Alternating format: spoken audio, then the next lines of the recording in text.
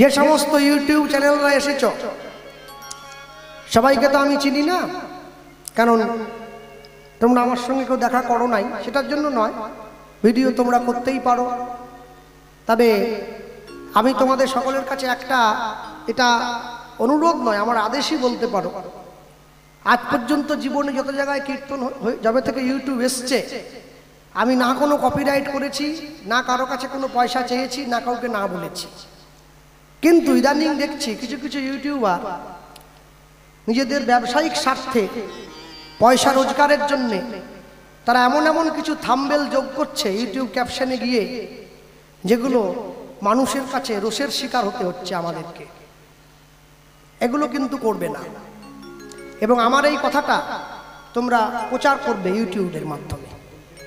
হ্যাঁ, কারণ এতে তোমাদের ব্যবসা হয়তো ভালো হয়, তোমরা বেশি ভিউয়ার্স পাও, পয়সা পাও, কিন্তু আমাদেরকে কিছু কিছু মানুষের রোষ সহ্য করতে হয়। আমি হয়তো সেই পরিস্থিতিগুলো সামাল দিয়ে নেই, আমার ক্ষমতা আছে বলে, কিন্তু তোমরা আজকে আমারটা করছো, কালকে অন্য কারোটা করবে, সবাই কিন্তু এই পরিস্থিতি সামাল দিতে পারবে না। কারণ তোমরা এমন এমন কিছু থাম্বনেল যোগ করছো, যার জন্য বিশ্ব হিন্দু পরিষদের সদস্য আমি, আমার কাছে ফোন আসছে যে এই সমস্ত থাম্বনেলগুলো যোগ করছে কেন, রেখা পাত্র কেন হারলো বসিরহাটে, এটা বলেছি আমি, বলেছি এই যে থাম্বনেল যোগ করছে কিছু। হ্যাঁ, বাংলাদেশ থেকে পালিয়ে এলেন শেখ হাসিনা। আরে হাসিনা আসুক, হাসিনার বাপ আসুক, আমার বাপের কি? খবরদার যোগ করবে না, খবরদার করবে। কোন রাজনৈতিক নেতার ছবি নয়, কোন মানুষেরকে ছোট করে বড় করা নয়, যেটা না দিলে নয় সেই থাম্বনেল দেবে। তোমাদের এমনি ভিউয়ার্স হবে, কোনো আজে বাজে থাম্বনেল দেবে না। মানুষ যখন ভিডিওটা শুনছে, মানুষ দেখছে, তার মধ্যে কোনো সেই প্রসঙ্গে কোনো কথাই বলা নেই।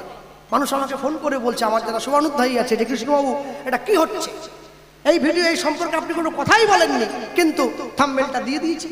মনে রাখবেন, এগুলো করবেন না। আর যদি আগামী দিনে আমি এগুলো লক্ষ্য করি, তাহলে কিন্তু একটা সময় আসবে আমিও ইউটিউব বন্ধ করে দিতে বাধ্য হব।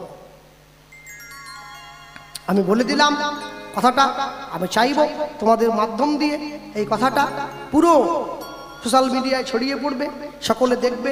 কারণ এমনিতেই আমার ফলোয়ার্স অনেক, তোমরা যারা প্রচার করবে এই কথাটা প্রত্যেকে এইভাবে লিখে প্রচার করবে। আর একটা কথা বলার, সেটা হচ্ছে এটাই, কখনো ইউটিউব ভিডিও করতে গিয়ে ইউটিউবার ভাইদের বলছি, তোমরা কোনো কীর্তনিয়ার সঙ্গে, কোনো শিল্পীর সঙ্গে দুর্ব্যবহার করবে না।